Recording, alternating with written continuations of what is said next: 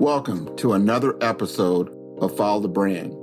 I am your host, Grant McGaw, CEO of 5-Star BDM, a 5-star personal branding and business development company.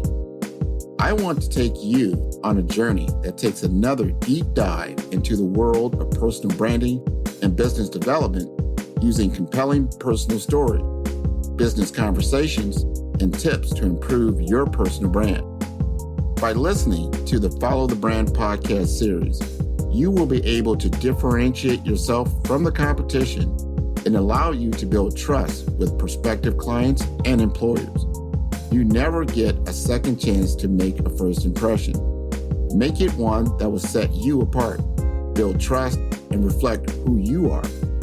Developing your 5-star personal brand is a great way to demonstrate your skills and knowledge. If you have any questions for me or my guests, please email me at grant.mcgaugh, spelled M-C-G-A-U-G-H, at 5-star BDM, B for brand, D for development, M for masters.com. Now let's begin with our next 5-star episode on Follow the Brand.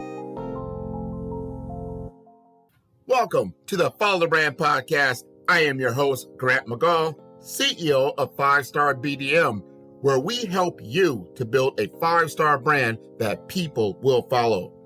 Do you make the best decisions with the information, education, and knowledge at your disposal? Are you actively and consistently seeking to build a community of people who have a singularity of purpose and mission? My next guest, Felicia C. Turnley, does. She has been a pillar of strength at Memorial Wes Hospital and leads with a philosophy of continuous learning and advocates for all within her circle of influence. Continuous networking and applied knowledge are very important in possessing executive presence. Healthcare is a team sport, says Turnley.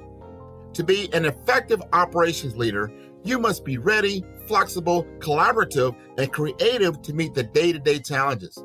Learning and growth experience must all work together.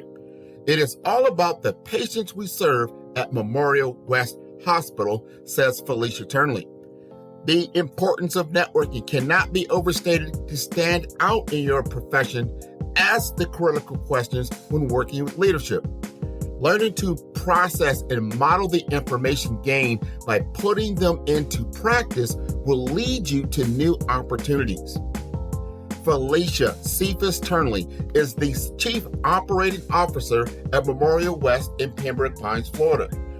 In this capacity, she assists with the day-to-day operations of the facility, working directly with leaders in maintaining quality, safety, and service excellence for the patients served. As a member of the administrative team, she assists in strategic planning to achieve the organization's mission, vision, and long-term goals. She is a fellow of the American College of Healthcare Executives and a National Association of Health Services Executives member.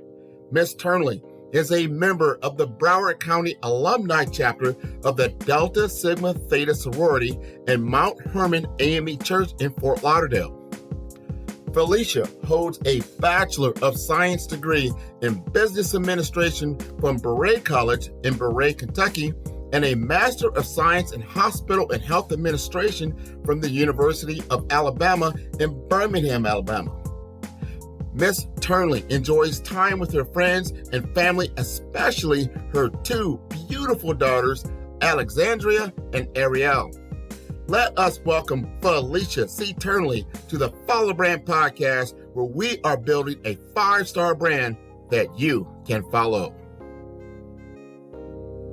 Welcome, everyone. I want to help everybody understand what executive presence is truly all about. I've got a lot of people that are involved in different associations. I've got a lot of people that work in all different hospital systems, specifically here in South Florida, whether you're at Jackson Health System, whether you're at Broward Health, whether you are at Memorial Healthcare System. And I wanted to talk to someone who's been in the field for a number of years, who's seen the seasons come and go in a way that she has the eye. I call it the eye of the tiger.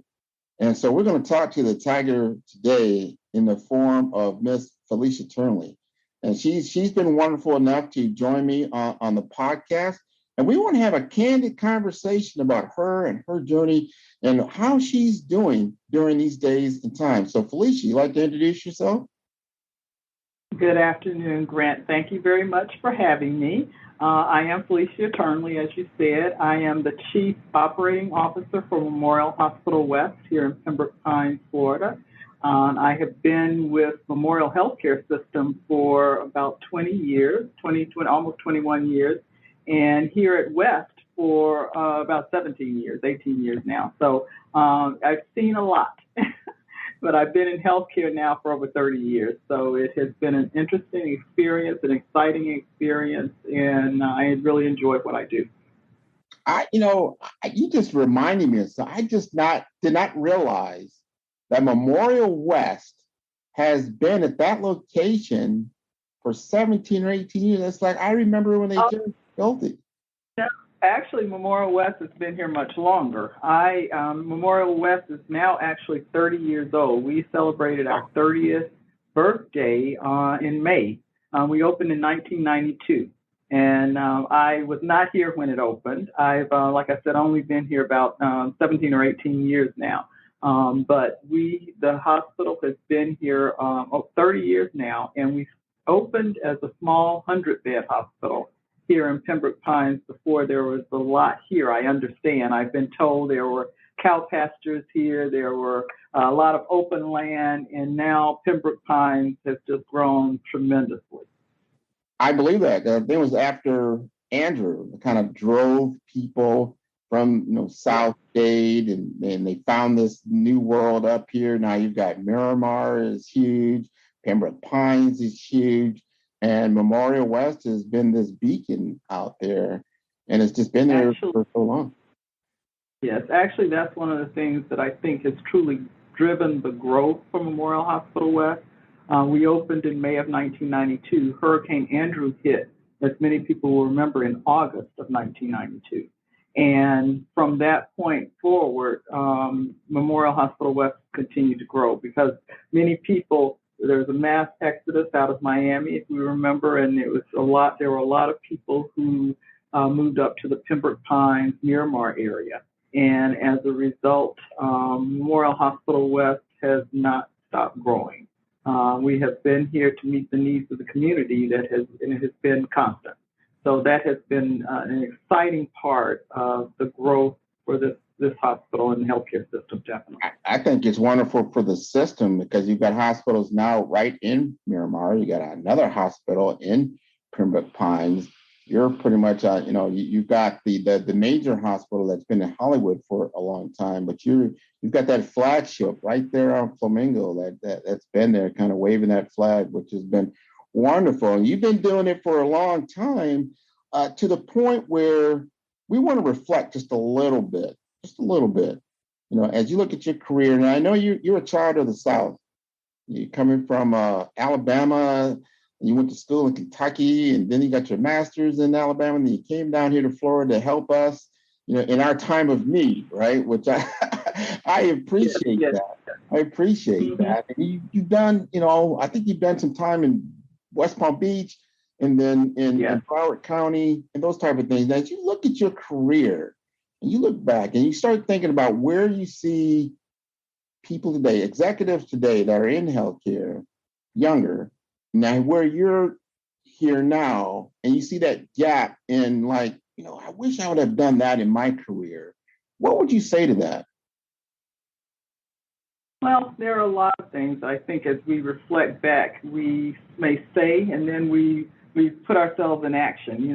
I think as I look back in my early years, and especially coming out of my graduate program, I often think that the whole aspect of networking and continuous networking is so important, and making sure that you are a part of the community that you're in and you're serving, and getting to know the individuals not just in healthcare, but within the community.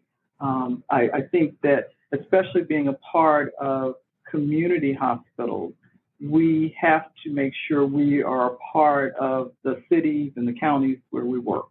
And so that's so important. So I think that's something that I've had to learn through the process and learn through the years, and not something necessarily that was taught. And so much of what we experience is truly the experience and not what we are taught in the process. And so that's so important. So as we continue down that line, networking, and when I know digital networking is in play now, still need to have physical networking. People need to know who you are and what you do, because no one knows when they may end up in a hospital situation. Typically they don't. It's always nice to know somebody that's involved in the system. They can at least give advice if they're not at your facility to kind of help them. So I truly appreciate that.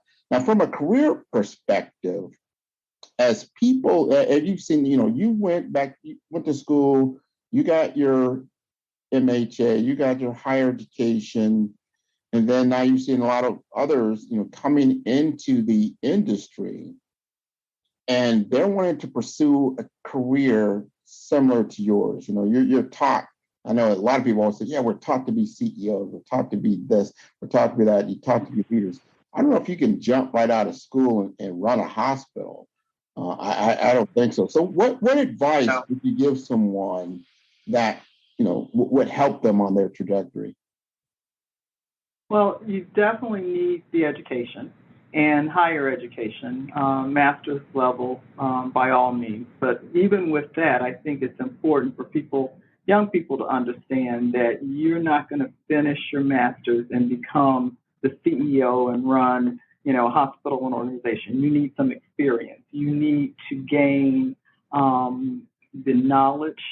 Healthcare is ever changing. And so we have to always stay on our game. We have to constantly be learning, going to conferences, trying to understand where this whole field is going. And so that's one thing. You want to gain your master's, but be a continuous learner in the process. Very important.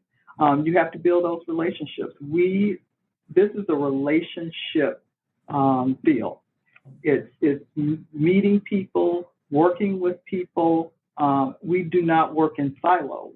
In order to run a hospital, to provide care for our patients, we don't do it in a silo, just one department or one person. It's a team. It's a team working together. And so you have to be a team player. This is a team sport, so to say. So that is very important in interacting with people. You have to be an excellent communicator. That includes not just verbally, face-to-face, in writing, but you have to be an active listener and observer, because we need to observe our surroundings. We need to understand what's not being said to us so that we can glean from that and be able to react from that as well. And so that is so important. And then, as we've talked about, the ongoing networking that comes with being a part of this arena, and it's growing, not just in the healthcare and meeting people, but like I said, in the community and those we serve, and just being here for the community is so important. And so those are some of the important key points. So it's not just the education, it's being that well-rounded individual that comes with that. I totally agree with that. Now, I want to ask you this question, because this is around leadership. This is our executive presence season.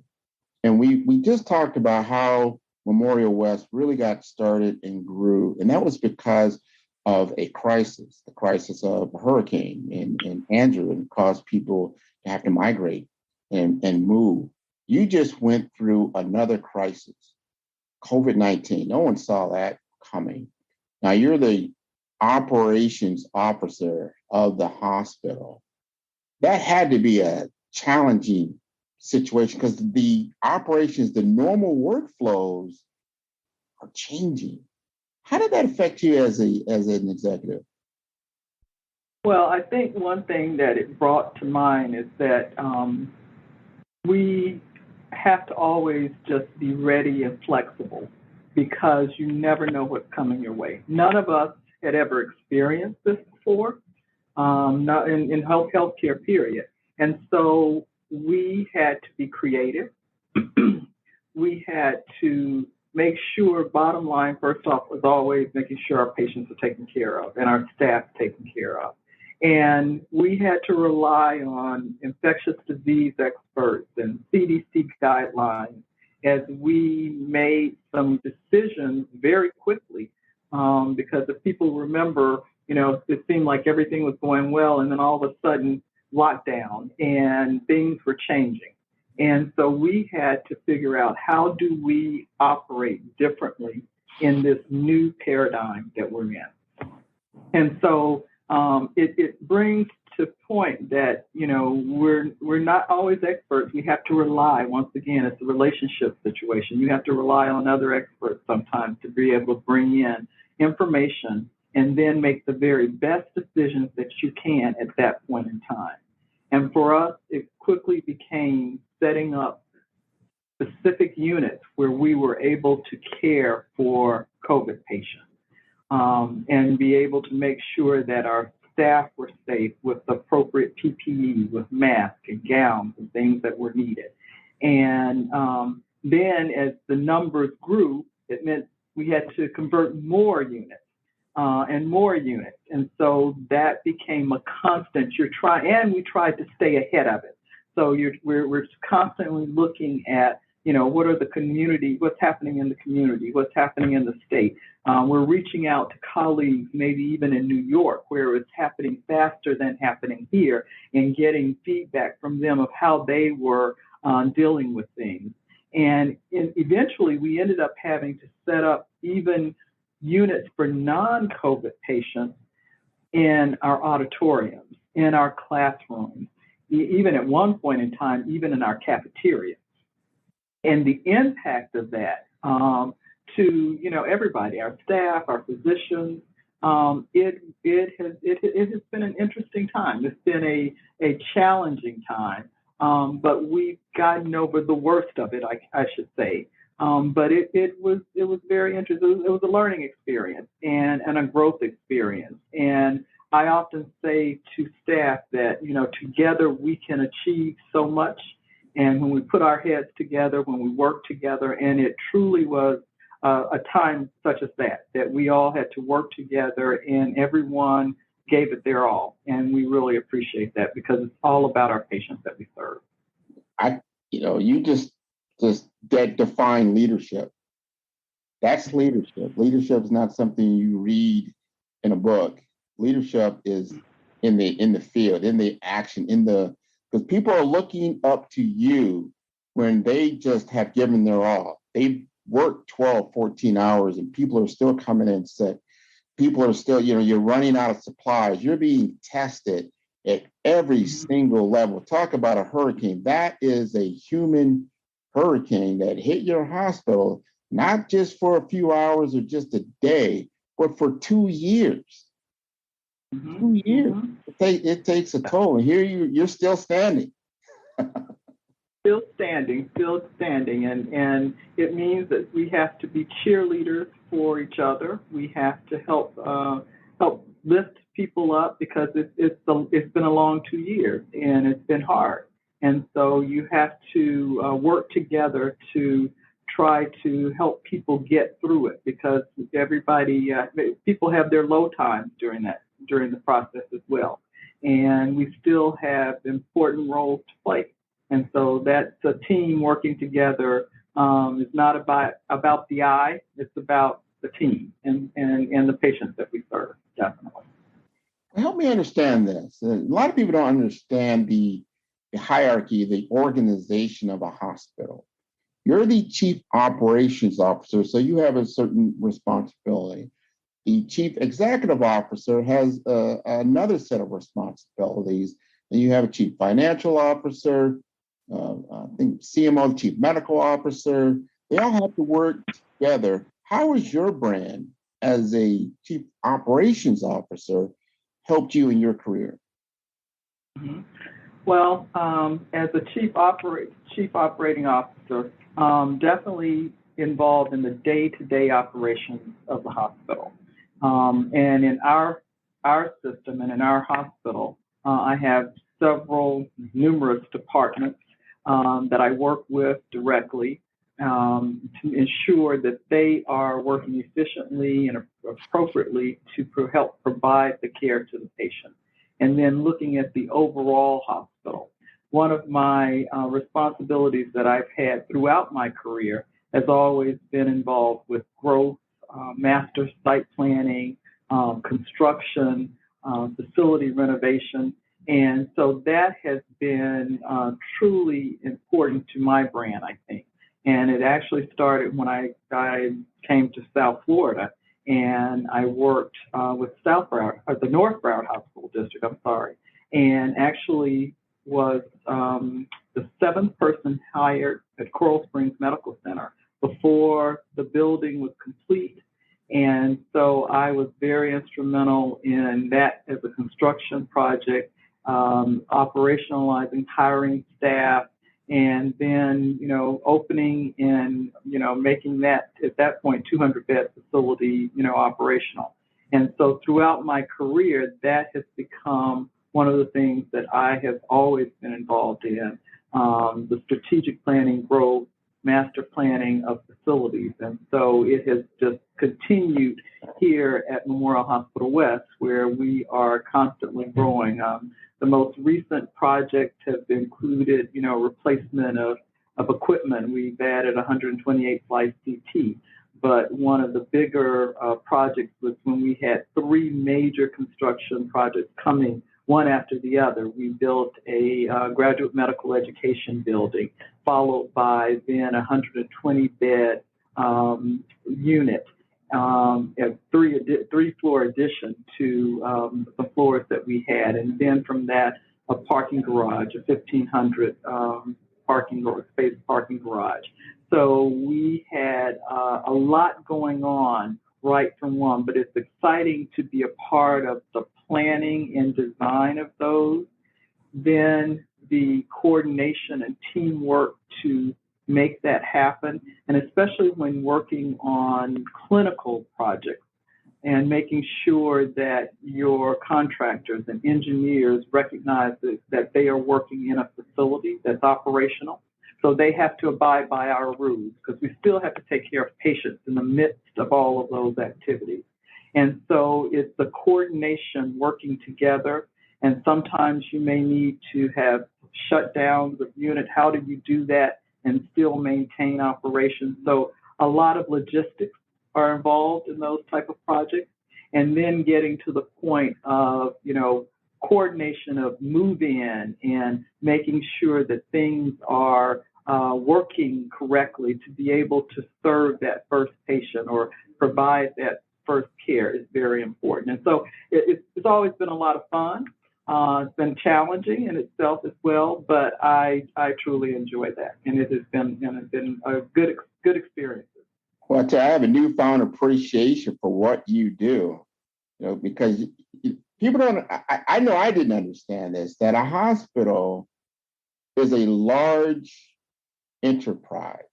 And it's a large building enterprise. It's not, obviously you're doing clinical care, but you're doing clinical care inside of a large office building, more or less. And then all the things that you have to do in an office building, you have to do in a hospital. And oh, by the way, take care of patients, so all those things. So you get your MHA, right? But then you do it. I don't know if they teach this, and I never went to school for an MHA, but I'm like, how do you, you're talking about construction management. That's a learned skill for sure.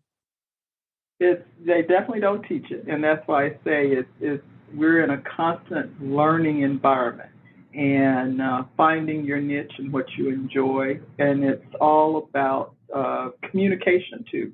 And also remembering what's our focus and our goal. Our mission is patient care. And so everything that we do, we want to make sure we're providing the best care for our patients. we want to maintain those services for our patients. So in the example of the construction project, whatever we're doing, we cannot interrupt that day-to-day of what we do for our patients.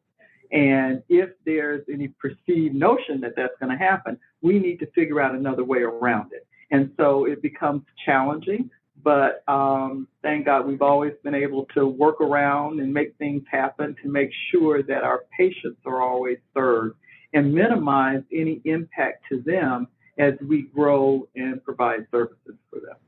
Has there been a change? And you talked about, constantly learning, because I've seen the shift in the industry, moving from what are large multi-bed, 100-bed facilities to more micro hospitals. Are you seeing that trend also happening where you're having smaller, more resilient, flexible systems? Yes. That truly is a trend now. Smaller facilities, and many are being discussed and built even in this community. And so that's, I think, where the future will possibly be. It'll be interesting to see, as we, as Memorial Hospital West, even started as that small 100-bed facility, what will come in the future as those facilities are built. And many will be built with the potential of growth. And that's what happens, definitely. I understand that. I'm looking forward to it. We do have an older population that will need to get to, especially critical care, urgent care facilities very quickly. So the closer they are, the better, as our demographic is definitely changing. What would you say your three biggest accomplishments have been during your stellar career? This episode is brought to you by 5-Star BDM. 5-Star BDM is a professional consulting and advisory group keenly focused on business development services for small to mid-sized businesses and entrepreneurs. Although every business is unique, they often share challenges that can be addressed through smart branding.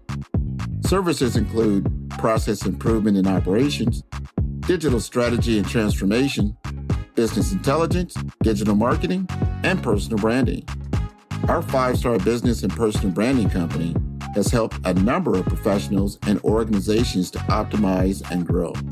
The result is more business, more opportunities, better reach, positive outcomes. Please visit www.5starbdm.com to learn more and view all the episodes of Follow the Brand.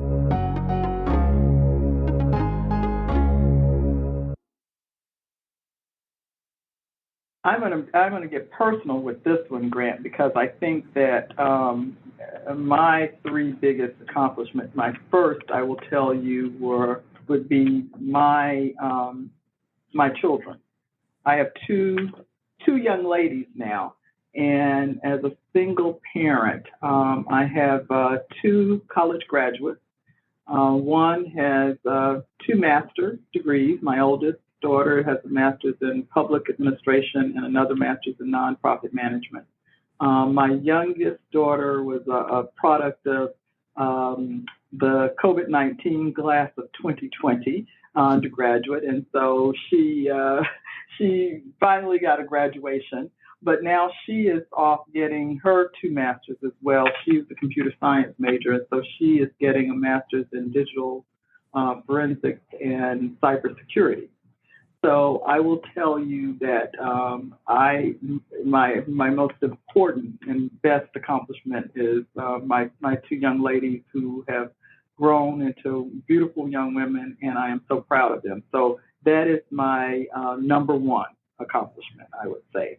The second one I will tell you kind of coincides with that in terms of mentoring and being there for not just my colleagues and work friends and work associates, but also for young people.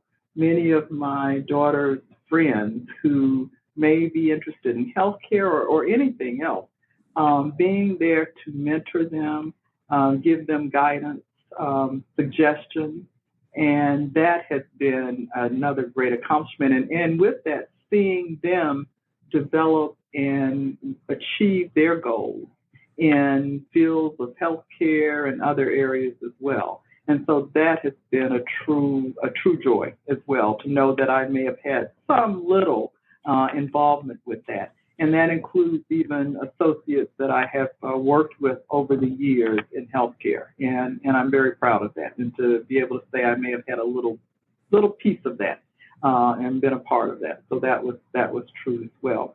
The other thing with that, I would say, because I'm going to make it a two-parter, because I'm thinking, is this a third one or a fourth one? I think the other is building teams. It's about people and building teams that work together very well. And being a mentor, but pulling together my colleagues that I work with on a day-to-day basis and helping us to work as a team. Like I said, this is a team sport. We can't work in silos, but helping everyone to understand that we can achieve so much more as a team, and seeing the team come together and work together, enjoy each other. And I think that's important. We spend so much time here at work. And so it's important to enjoy those that you work with, to be able to communicate well with them and feel that you've accomplished something after long days. And so I have been very proud of the teams that I've worked with, but also mentored to become better teams. And that has been a great joy as well. Wow, those are great accomplishments without question. And I think one of the biggest accomplishments that you have is yourself. You are an expert in your field. You've been doing that, and that's just the proof is in the pudding. The body of work, as I call it. So every time I step into Memorial West, I'm sure your fingerprints are probably all over the place. Like, wow, this is so beautiful. Oh, you really like that, Grant? Yeah, that was my idea. So it's been wonderful to see what you've done over your tenure. You're a great member of the American College of Healthcare Executives. You are a member of the National Association of Health Services Executives. How do you stay on top of things in your particular role? Well, I think it's what you mentioned. It's being a part of those organizations and making sure that you take advantage of the seminars that they have, the networking they have, because it's about surrounding ourselves with others who may know. I will tell you, do I feel like I'm an expert? I'm a continuous learner. And an example, as I gave with the whole COVID situation, no one was the expert on that.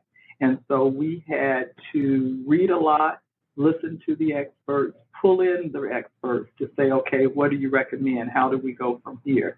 And do what we need to do. So it's truly the networking, participating in the organizations, ACHI and NASI, and community organizations, so that we can learn, and once again surrounding ourselves with others who may be experts in their field, so we can learn a little more, because this is a very broad field and so many different aspects of it, and so it's a constant learning process, definitely.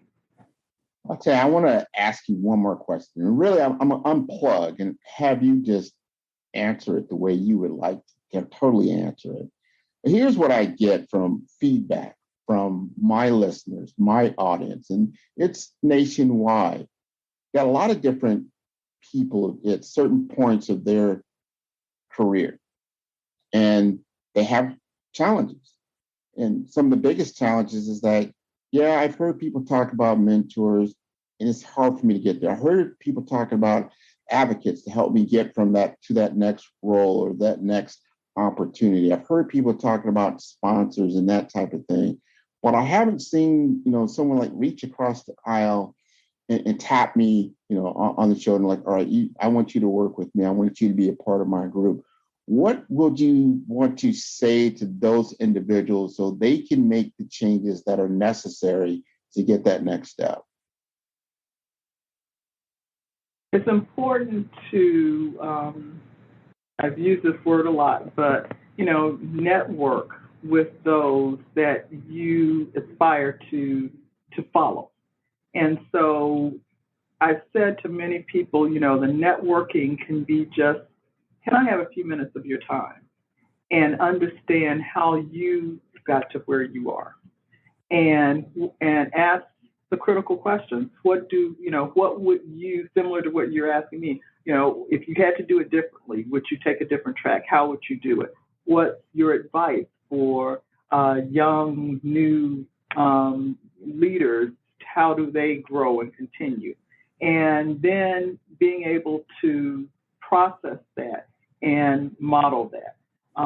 I think it's important to sit and be able to hear those things and put them in practice, but also, if possible, put yourself in that situation as young people who are either, in school now, beginning to matriculate out.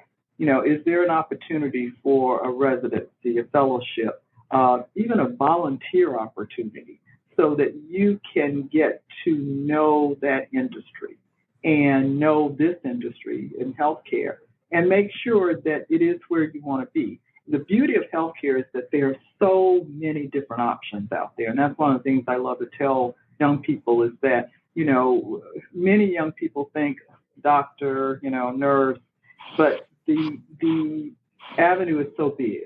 And so the opportunities, and so it's always a good thing to have young, potential master's program graduates come into the hospital specifically, because that's where I am, and see where the opportunities are. If they like marketing, there's opportunities. Are they more into human resources? Or are they wanting to take a clinical track? And it can be nursing, or it can be respiratory, or imaging, or so there's so many opportunities. And I think that's what's so important for young people and aspiring, healthcare individuals to see, is that there are so many different avenues. And from those avenues that can lead to leadership if that's what you want. But to also make sure you're coming into this environment for the right reason. And I stress that we are here for a mission to serve the people that come to us as patients.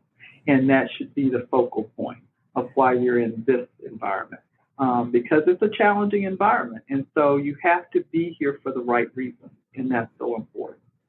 I totally agree. I know when I went to your facility, the overwhelming feeling that I got as we would go down the halls is that everybody was paying attention to what was happening. If somebody was coming through with a patient in a bed, people would get out of the way. They would make sure that they would do that. And then they would ask, well, what else do you need? Do you need any help? Do you need to call anybody? It was truly a village at work helping each other. I noticed that right off the bat. And I noticed it throughout, no matter what your role or responsibility was, that was the overarching experience that was happening. And I truly appreciated that. And I appreciate you for taking the time to talk to me today. So if my audience would like to get in touch with you, what is the best way for them to do that? Best way is email, and that's fturnley@mhs.net. And so definitely welcome to hear from any of your listeners. Well, this has been wonderful, wonderful, wonderful. Thank you for being a guest on the Follow Brand podcast. I encourage everyone to tune into all the episodes on Follow Brand at www.5starbdm, that's B for brand, D for development, and for masters.com. Until next time, take care, Felicia. Thank you so much, Grant. It was a pleasure. You're welcome.